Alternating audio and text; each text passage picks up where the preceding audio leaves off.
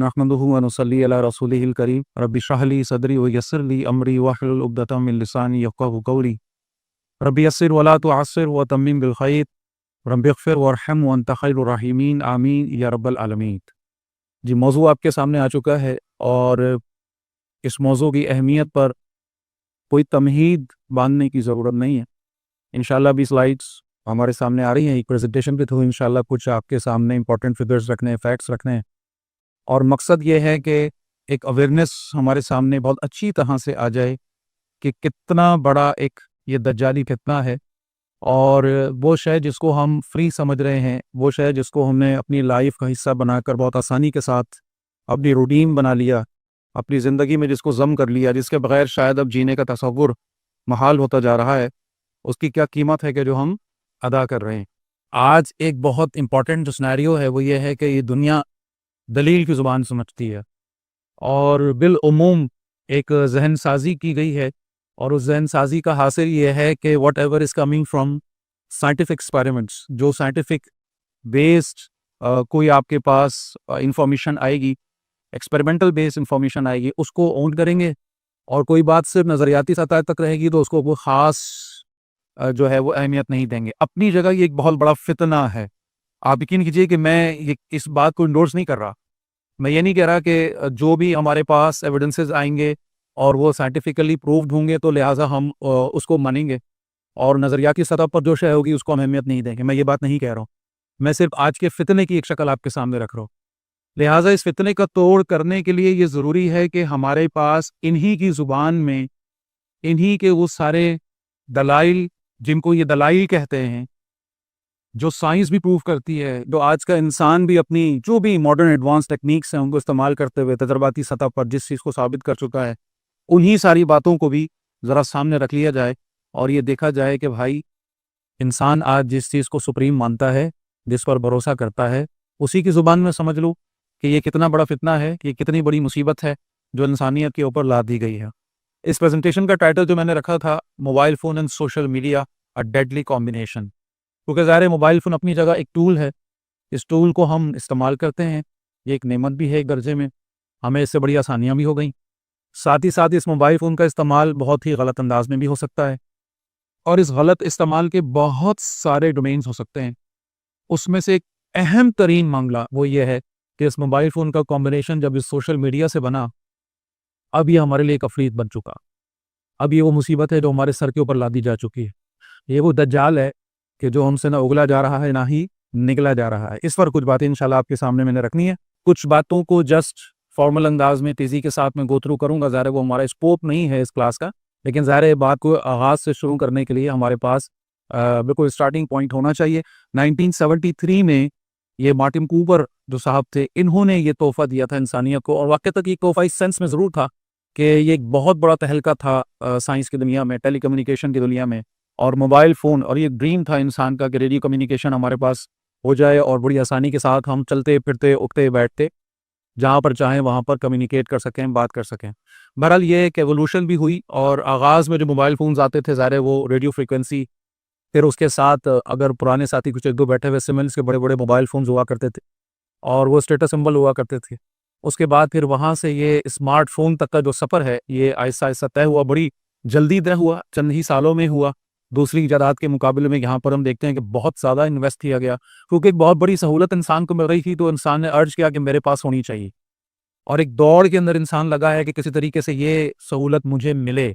बहरहाल ये सिलसिला चलते-चलते आज हम जानते हैं कि स्मार्टफ़ोन की जो तरक्की है, स्मार्टफ़ोन का जो एवोल्यूशन है, स्मार्टफ़ोन की जो इस वक़्त की मौजूदा सूरत-ए-हाल है वो क्या है? यानी ये कितने ही इक्विपमेंट्स को खा चुका है, कितनी बड़ी-बड़ी कंपनीज़ हैं। अगर बहुत ज़्यादा दूर ना जाए तो सिर्फ एक एग्ज़ाम्पल ज़हन में, कोडेक, लोग यहाँ बैठे हुए हैं, याद होगा कि ये भी एक बड़ा स्टेटस सिंबल हुआ करता था। किसी घर में अगर कोडेक का ओरिजिनल कैमरा होता था तो कहते थे कि क्या ही बात है। और उस कैमरे को ज़रा तसव्वुर में लाइए कि जिससे हम तस्वीरें खींचा करते थे और उसके बाद वो रील लगती थी, फिर वो उसकी जो है वो प्रिंटिंग और वो सारा प्रोसेस होता था। आजकल के नौजवानों को तो शायद ख्वाब में भी ऐसी चीज़ कोई समझाओगे तो नहीं समझ में आएगी कि बात क्या हो रही है। बहरहाल फिर हुआ ये कि आज इस वक्त हमारे पास ये मोबाइल फ़ोन नाम की जो चीज़ है, इसने सिर्फ कैमरा ही नहीं बल्कि पता नहीं कितनी चीज़ें हैं। आज आज हमारे घरों के अंदर कोई अलार्म क्लॉक की ज़रूरत नहीं है, आज हमारे घरों के अंदर किसी कैलेंडर की ज़रूरत नहीं है, यानी कितना कुछ है। हमारी नोटबुक्स, हमारी डायरीज़, अभी सब कुछ जो है वो मिलकर जम होकर कन्वर्ट होकर इस मोबाइल फ़ोन के अंदर हमारे पास है। और अभी देखिए आगे आगे ये कहाँ तक जा रहा है। होलोग्राम्स की दुनिया में हम तकरीबन एंटर हो रहे हैं। और once we will enter in the hologram world, आप तसव्वुर नहीं कर सकते कि उसके बाद क्या होगा। यानी अगर मैं सिर्फ आपको एक आइडिया दूं कि मुझे फिर यहाँ आने की ज़रूरत नहीं पड़ेगी आपके सामने बैठकर लेक्चर देने के लिए। मैं अपने घर में सिर्फ 3D कैमरा यहाँ मौजूद होंगे, 3D प्रिंटर्स वो टाइप के वो मौजूद चीज़ें मौजूद होंगी।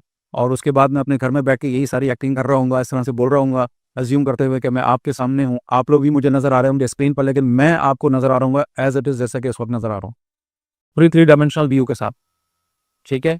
और इससे अगला स्टेप ये है कि आप मुझसे हाथ भी मिला सकेंगे, हालांकि मैं यहाँ पर मौजूद नहीं होऊंगा। और ये मैं आपसे कोई आसमानी बातें नहीं कर रहा, ये तकरीबन तकरीबन हो चुका और बहुत जल्दी ये जिस तरह ये खिलौने हमारे हाथों में दे दिए गए, ये भी हमारे हाथों में होगा। बहरहाल जी, आगे बढ़ते हैं। ब्लू लाइट का अगर तारुफ नहीं है तो तेज़ी के साथ ले लेते हैं। हमें पता है कि सनलाइट जो है इसमें बहुत सारी डिफरेंट लाइट्स होती हैं, इनकी फ्रिक्वेंसीज अलग होती हैं। और अल्लाह ताला ने बड़े ख़ास निज़ाम के तहत इस सूरज से निकलने वाली सारी वो फ्रिक्वेंसीज जिन जो हमारे लिए नुकसानदेह हैं उनको रोकने का एहतमाम किया है। हम सबके इल्म में है ना ये बात। और हम तक सिर्फ वही पहुंचता है जो हमारे लिए फ़ायदेमंद है। ये अल्लाह की मौजूदगी की एक बहुत बड़ी निशानी। और जो लोग जानते हैं कि ज़मीन के ऊपर किस तरह से वो इलेक्ट्रोमैग्नेटिक जो पूरा शेल्टर बना हुआ है कि जो इन लाइट्स को, इन ख़तरनाक चीज़ों को हम तक पहुँचने से रोक रहा होता है, या उतना आने देता है जितनी हमें ज़रूरत है। और उससे ज़्यादा कोई शय हो जाए जितनी ज़रूरत है तो वो चीज़ हमारे लिए नुकसानदेह होती है। हर चीज़ का एक ऑप्टिमम वैल्यू होती है, उससे ऊपर जाएंगे तो वो चीज़ हमारे लिए नुकसानदेह बन जाती है। ये जो पूरा का पूरा इस वक्त हम आगे पढ़ने जा रहे हैं, इस मोबाइल फ़ोन के पीछे अगर आप देखेंगे, ये स्क्रीन जो हम देख रहे होते हैं मोस्टली, ये जो लाइट है ये ब्लू लाइट है। और ये जो ब्लू लाइट है अमूमन जैसे हम इवन अब जो आपकी एलईडीज़ होती हैं और दूसरी जो भी स्क्रीन्स होती हैं, कंप्यूटर स्क्रीन्स होती हैं, कहीं न कहीं इसका ये कोई हिस्सा मौजूद है। और इस ब्लू लाइट की सबसे ख़तरनाक बात ये है कि ये बहुत आसानी के साथ पेनिट्रेट करती है हमारे इस कॉर्नियल जो एक सरफेस मौजूद है, जो कि अल्लाह ताला की तरफ से ख़ास हमारे लिए प्रोटेक्टिव लेयर है। जो असल हमारी लेयर है आँख की रेटिना कहलाती है। मैं सारे बहुत ज़्यादा टेक्निकल टर्म्स में नहीं जाऊँगा ज़ाहिर है। और वहाँ पर इमेज मत, यानी आँख जो है इसको एक बॉल की तरह कंसीडर कीजिए। इस बॉल का आगे वाला जो हिस्सा है वो एक प्रोटेक्टिव लेयर है, जहाँ से लाइट्स क्रॉस करती है, अंदर जाती और पेनिट्रेट करने के बाद अंदर वाली जो लेयर है वो एक स्क्रीन की तरह है, जहाँ पर ये इमेज बनती है। और उस जगह पर बहुत सेंसिटिव जो लेयर है, बहुत हसास वो जगह है, वहाँ वही लाइट पहुँचनी चाहिए जो हमारे काम की है, जो हमें इमेज दे रही है, हमें दिखा रही है, लेकिन ये है कि हमारे लिए नुकसानदेह नहीं है। ये ब्लू लाइट उस लेयर को डैमेज करती है और बड़ी आसानी के साथ, तेज़ी के साथ वहाँ पहुँच जाती है। ठीक है? ये सिर्फ़ अभी इतना तारुफ़ काफ़ी है, जैसे मैंने अर्ज़ किया कि ज़ाहिर है इस वक़्त बहुत ज़्यादा टेक्निकल टर्म्स में हम नहीं जाएँगे। इस ब्लू लाइट की ये जो पेनिट्रेशन की एबिलिटी है, अगर आप इस स्क्रीन पर देख रहे हैं तो इसमें आपको यानी आपके भी लेफ्ट साइड में बनेगा ज़ाहिर है कि इसमें ये ऊपर दिखाया हुआ है कि ब्लू लाइट की पेनिट्रेशन जो है वो यू कैन सी कि कितनी आसानी के साथ हमारा रेटिनल लेयर जो है, मेन जो हमारी आँख के अंदर वाली लेयर है, वहाँ तक पहुँच रही है और उसके बाद वहाँ पर डैमेजेस क्रिएट कर रही है। और उसकी वजह से ख़ास तौर पर ब्लड जो विज़न है वो एक कॉमन मसला बन चुका है। ठीक है? आँखों के मसाइल बहुत ज़्यादा तेज़ी के साथ हमारे आ रहे हैं। ज़ाहिर-सी बात है कि एक तो वो नेचुरल जो रीज़न्स हैं, जिसकी वजह से हमको ग्लासेस पहनने पड़ते हैं, चश्मा पहनना पड़ता है। ज़ाहिर-सी बात है ये एक किसी न किसी दर्जे में क्या है भाई, एक कमज़ोरी है कि जिसको हमें किसी तरह इस तरह से ये मैनेज करना पड़ता है। और अगर आपको याद हो कि हमारे कोई 10 साल, 15 साल, 20 साल पहले जो रेशो हुआ करता था चश्मा पहनने वालों का, वो क्या हुआ करता था? ठीक है? और आज ये रेशो क्या है हम जानते हैं। ये मसला नहीं है, मसला है आज से 10 साल के बाद, जब हम शायद ना हों या हों तो बहरहाल अल्लाह जानता है किस हाल में हों। और हमारे बच्चे जो आज बच्चे हैं, कल के नौजवान हैं, वो जब यहाँ बैठे हों और उनमें ये रेशो हो कि किसी ज़माने में जब एक क्लास में या किसी गैदरिंग में कोई एक बच्चा चश्मा पहन के आ जाता था तो उस बेचारे की मुसीबत हो जाती थी, क्योंकि वो 100 में 1 होता था। तो एक ऑड वन आउट अजीब-सी कैफ़ियत में होता था। अभी कुछ रेशो बराबर-बराबर है, लेकिन शायद आज से कुछ सालों के बाद 10 में ज़्यादा कह के शायद उससे भी पहले, अब वो एक जो चश्मा नहीं पहने हुए होगा पूरी क्लास के अंदर, वो ऑड वन आउट होगा। वो होगा कि जिसका सब मज़ाक उड़ा रहे होंगे कि ये भी इंसान है क्या? कैसा इंसान है कि जो चश्मा नहीं पहना हुआ। जैसे मैंने अर्ज़ किया कि इसका मतलब ये नहीं है कि सारे चश्मा पहनने वाले मोबाइल की वजह से पहन रहे हैं ऑब्वियसली, या स्क्रीन्स की वजह से पहन रहे हैं। ज़ाहिर है देयर आर अदर रीज़न्स, बहुत सारे डेफिशिएंसी और बहुत सारे फैक्टर्स हैं। मेजर फैक्टर इस वक़्त ख़ास तौर पर हमारे बच्चे जो पैदाइशी तौर पर बिल्कुल नॉर्मल हैं, और उसके बाद हम देख रहे हैं कि 4 साल, 5 साल, 6 साल, 7 साल की उम्र में उनको चश्मा पहनना पड़ रहा है और बड़ी तेज़ी के साथ ये मामलात हो रहे हैं। अभी से मैं यहाँ तक हूँ, इसके आगे की जो प्रॉब्लम्स हैं उनको भी आके डिस्कस करते हैं। बहरहाल जी, इस मोबाइल फ़ोन की रेडिएशंस के जो असरात हैं, सबसे पहले जो हमारी आँखों के ऊपर, क्योंकि हम आँखों से इसको ज़्यादा उसके जो कॉन्टैक्ट है वो हो रहा है, तो आई सेल्स जो होते हैं जिनको मेलानोसाइट्स कहा जाता है, ये बहुत ज़्यादा इस पेनिट्रेशन की वजह से डैमेज हो रहे होते हैं, और उसकी वजह से सिर्फ चश्मा पहनना ये मेन इशू नहीं है, ये भी कोई इतना बड़ा मसला नहीं है, कोई बड़ा मसला नहीं, इशू इसके बाद का है। वो नेचुरल रीज़न्स जिसकी वजह से आई साइट का प्रॉब्लम आता है और हमें ग्लासेस पहनने पड़ते हैं, ये तो बहुत मामूली सी चीज़ है, मसला यहाँ तक रुकता नहीं है। ये ब्लू लाइट जो डैमेज करती है, ये जो स्क्रीन्स जो डैमेज कर रही हैं, इस मोबाइल फ़ोन की वजह से जो डैमेज हो रहा है, ये डैमेज यहाँ तक रुक नहीं रहा, बल्कि ये इससे आगे जा रहा है और इससे आगे जाकर कैंसर कॉज़ कर रहा है, ठीक है? इसको यूँ समझिए कि ये चश्मा पहन लेना, अब एक शख्स कहे कि ठीक है यार, मोबाइल फ़ोन की वजह से ये मसला हो गया और अब मुझे चश्मा पहनना पड़ रहा है, या मेरे बच्चे को चश्मा पहनना पड़ रहा है, तो भाई ये समझ लीजिए कि ये मोबाइल फ़ोन की वजह से अगर डैमेज हुआ है, तो बात यहाँ तक रुकी नहीं रहेगी, ठीक है? अभी तो शुरुआत है, ये इससे आगे जाएगा मामला, और ये मेलानोसाइट्स जो हैं, जब इनमें ट्यूमरोजेनेसिस होगी और उसके बाद जब आगे जाकर इसके अंदर मैलिग्नेंसी होगी, कैंसर्स होंगे, ना जाने कितने किस्म के, तो अंदाज़ा होगा कि ये जो इस वक़्त प्रॉब्लम है, वो कितना सीवियर है, कितना ज़्यादा हम रिस्क ले रहे हैं इस वक़्त, थोड़ी-सी एंटरटेनमेंट या थोड़ी-सी तफरीह के लिए हम इस वक़्त कितना ज़्यादा बड़ा रिस्क इस मोबाइल फ़ोन की वजह से ले रहे हैं। तो कुछ फैक्ट्स हैं, बहुत सिंपल से फैक्ट्स हैं, उनको पहले देख लेते हैं। ये वो फैक्ट्स हैं जो एस्टैब्लिश्ड हैं, और ये ज़हन में रखिएगा कि जितना भी मैंने इस पूरी प्रेज़ेंटेशन के अंदर डाटा जमा किया है, ये सारा का सारा रिसर्च आर्टिकल्स ज़्यादातर मोस्टली उठाया है। यानी इमेजेस हैं ज़रूर जो गूगल बेस्ड हैं, लेकिन जो डाटा है, जो फैक्ट्स हैं, जो फिगर्स हैं, ठीक है? ये सारा का सारा ऐसा नहीं है कि बस ऐसे उठा के ऐसे कर दिया, ये सारा का सारा पब्लिश्ड रिसर्च आर्टिकल्स हैं, और ये सारे आर्टिकल्स किसी रिप्यूटेबल रिसर्च जर्नल में पब्लिश्ड हैं, ठीक है? तो फैक्ट्स की हम बात कर रहे हैं, तो बड़ा मज़ेदार फैक्ट है कि हमारा जो मोबाइल फ़ोन है, इसके पास, किसी के ज़हन में है अपोलो 11? क्या था भाई? वो जी, कब कब गया था चाँद पे? 1969, ठीक है? उसके अंदर जितने एल्गोरिथम्स थे, मोबाइल फ़ोन, अकेले इस मोबाइल फ़ोन में उससे ज़्यादा एल्गोरिथम्स मौजूद है। चाँद पर भेजने के लिए आपको जितनी कंप्यूटिंग पावर्स चाहिए थी, ठीक है? उससे कहीं ज़्यादा कंप्यूटिंग पावर्स हैं इस अकेले हमारे मोबाइल फ़ोन के अंदर जो इस वक़्त हमारे हाथों में मौजूद है, ठीक है? इतना सीवियर पीछे, इसके पीछे आप अंदाज़ा कीजिए कि ये बताने का एक एक बहुत सारे मकासद में एक इम्पॉर्टेंट बात ये भी ज़रा तसव्वुर कीजिए कि उस वक़्त उस मुहिम को चाँद पर भेजने के लिए जो एफ़र्ट्स की गई थी, आपके मोबाइल फ़ोन को बनाने के लिए उससे ज़्यादा एफ़र्ट्स की गई हैं, और इतना सस्ता फ़ोन चले। मोबाइल फ़ोन रेडिएशन जो है, इनकी वजह से इंसोम्निया, हेडेक्स एंड कन्फ्यूजन्स, ये एक कॉमन प्रॉब्लम है कि जो हमारे यहाँ बहुत तेज़ी के साथ, अच्छा हमारे यहाँ से मुराद ऑब्वियसली हम तो अपनी बात कर रहे हैं, लेकिन ये पूरी दुनिया का मसला है, पूरी दुनिया का ग्लोबल इशू है। हर जगह आपको देखेंगे कि ये प्रॉब्लम्स आपके सामने आएँगे। मैं इसके कुछ और डाटा भी इंशाल्लाह आगे स्लाइड्स आ रही हैं, उनके अंदर आपके सामने रखूँगा इंशाल्लाह। इसी तरह एक बाकायदा एक कंडीशन, एक पैथोलॉजिकल कंडीशन एस्टैब्लिश हो चुकी है। आप उसको ढूँढ सकते हैं बहुत आसानी के साथ अपने जो भी सर्च इंजन्स हैं उनके अंदर।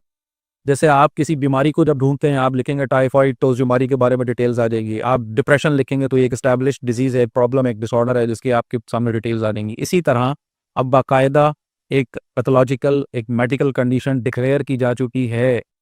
आप कहेंगे इसमें इतना जमा-जमा के मैं कह रहा हूँ, इसकी क्या वजह है? अब आप जब सब सुनेंगे कि ये है क्या? लिखा हुआ भी है स्क्रीन पे सामने। इसको नाम दिया गया है नोमोफोबिया। नो फोबिया, नो तो नो ही है, मोबाइल से है। No mobile phobia is a fear of without is a fear of being without your phone, is a fear of losing your phone. इस वक्त अगर आप अपने बिस्तर से उठने के बाद चंद कदम चलते ही फौरन पलटते हैं और बेड से अपना मोबाइल उठाते हैं, इस वक्त अगर आपको अपने दिल पर बड़ा पत्थर रखना पड़ता है वॉशरूम में जाने के लिए बगैर आपके फ़ोन के, इस वक्त अगर आप अपने घर से बाहर निकलें और आपको एहसास हो कि आप मोबाइल उठाना भूल गए हैं, तो आप किसी भी सूरत वापस पलटकर घर में दौड़कर भागकर अपना मोबाइल फ़ोन उठाने का रिस्क ले सकते हैं, चाहे कहीं से भी भूल के वापस आना पड़े। इस वक्त अगर आप रात को सोने के लिए लेटते हैं और अचानक आपको एहसास होता है कि आपका मोबाइल फ़ोन आपके पास नहीं, और आप बेचैन हो जाते हैं, तड़प जाते हैं। ये सारी अलामतें हैं नोमोफोबिया की। आप अपने मोबाइल फ़ोन को अपने से ज़्यादा दूर नहीं रखना चाहते। और इस वक्त इस रिसर्च आर्टिकल के मुताबिक जहाँ से मैं डाटा मैंने उठाया, मतलब बहुत सारी चीज़ें सामने रखी, कोई भी शख्स अपने मोबाइल फ़ोन को अपने जिस्म से मैक्सिमम मैक्सिमम 5 फीट के फासले पर रखना चाहता है। 5 फीट, ठीक है? यानी 5 फीट की रेंज में अगर मोबाइल फ़ोन है तो मेरा दिल की धड़कन सही चल रही होती है। अगर ये रेंज बढ़ा दें आप और आपको एहसास हो गया आप जिस कमरे में हैं उस कमरे में आपका मोबाइल नहीं है, दूसरे कमरे में है, तो परेशानी शुरू हो जाती है। और इस परेशानी को आपको नाम नहीं दे सकते हैं। इसकी कोई आप यानी कोई इसको इन्वान नहीं दे सकते। बस आपकी परेशानी है कि आप मोबाइल फ़ोन आपके करीब नहीं है। जो बड़े हैं वो बच्चों को आवाज़ की तरह, बेटा देखो मेरा मोबाइल फ़ोन कहाँ है? जो बच्चे हैं वो खुद उठेंगे, दौड़ेंगे, पूछसे पूछेंगे, ऐसे पूछेंगे। और अगर किसी का मोबाइल फ़ोन छुपा दिया जाए थोड़ी देर के लिए, तो ये एक बड़ा सीरियस मज़ाक बन सकता है और खुदा ना खास्ता इसकी वजह से घर में कोई तूफ़ान भी आ सकता है, ठीक है? ये सारी अलामतें हैं जनाब अली कि एक शख्स इस साइकोलॉजिकल डिसऑर्डर का शिकार हो चुका कि वो अपने मोबाइल फ़ोन से ज़्यादा देर तक दूर रहना अफोर्ड नहीं कर सकता, ठीक है जी? ये बट मैंने आपको बता भी दिया। अप्रॉक्सिमेटली 72% ऑफ पीपल जो कि हमारे इस रिसर्च के मुताबिक कहते हैं कि 5 फीट के फासले पर उनका ये मोबाइल फ़ोन जो है, बस इस रेंज में है, आपको इत्मीनान है कि आप ओके हैं, आप कंफर्टेबल हैं, आप प्रोटेक्टेड हैं। लेकिन जैसे ये रेंज बढ़ती है, आपको डिस्कम्फर्ट होना शुरू हो जाता है। ज़ाहिर है मैं आप कर रहा हूँ तो ज़हन में रखिएगा कि हम एक ओवरऑल सोशल जो हमारा मसला है उसको डिस्कस कर रहे हैं। आपसे मुराद मेरी ये साथी नहीं है जो सब मेरे सामने बैठे हैं। बहरहाल हम सबको अपने अंदर झाँकना है और देखना है कि क्या वाक़ई ये सारी चीज़ें हमारे साथ हो रही हैं कि नहीं हो रही। ठीक है जनाब? ये नोमोफोबिया इब्तिदा है, आगाज़ है और इट कैन बी कन्वर्टेड और ट्रांसफॉर्म इनटू डिप्रेशन और एनी ऑब्सेसिव कंपल्सिव डिसऑर्डर्स। ये सारे नफ्सियाती इश्यूज़ हैं, साइकोलॉजिकल इश्यूज़ हैं जो कि हमारे यहाँ डेवलप होते जा रहे हैं। और बाकायदा इस आर्टिकल के मुताबिक, इस रिसर्च के मुताबिक ट्रॉमेटिक स्ट्रेस जो है वो इसको आगे जाकर इसकी तरफ ही लीड कर सकते हैं। यानी बाकायदा पैथोलॉजिकल फाइंडिंग्स किसी शख्स में मिल सकती हैं, डैमेजेस हो सकते हैं। जब हम किसी सोच को, किसी एहसास को अपने ऊपर बहुत ज़्यादा तारी करते हैं, तो ये एहसास, ये सोच सिर्फ नफ्सियाती लेवल तक नहीं रहता, बल्कि ये पहले, अभी हम आगे एक और अंदाज में समझेंगे कि ये हमारे दिमाग में बाकायदा जाकर कुछ केमिकल कॉम्बिनेशंस को, कंपोजिशंस को डिस्टर्ब करता है और फिर उससे अगले स्टेप ये होता है कि डैमेजेस होते हैं बाकायदा। जैसे अगर आप किसी दीवार में कोई हथौड़ा मारकर तोड़ देते हैं और वो डैमेज आपको नज़र आता है, ठीक है? इसी तरह हमारे ब्रेन में, हमारे दिमाग में ये डैमेजेस बाकायदा आप जो भी मेडिकल टेक्निक्स हैं उनके ज़रिए देख सकते हैं बाकायदा। वो सेल्स जो हमारे ब्रेन को बनाते हैं जिन्हें हम न्यूरॉन्स कहते हैं, उनके अंदर टूट-फूट, डैमेजेस, ये सब चीज़ें अब रिपोर्ट हो रही हैं इस वजह से, जो कि बहरहाल यूँ कह लीजिए कि स्टेज बाय स्टेज बात आगे बढ़ती है।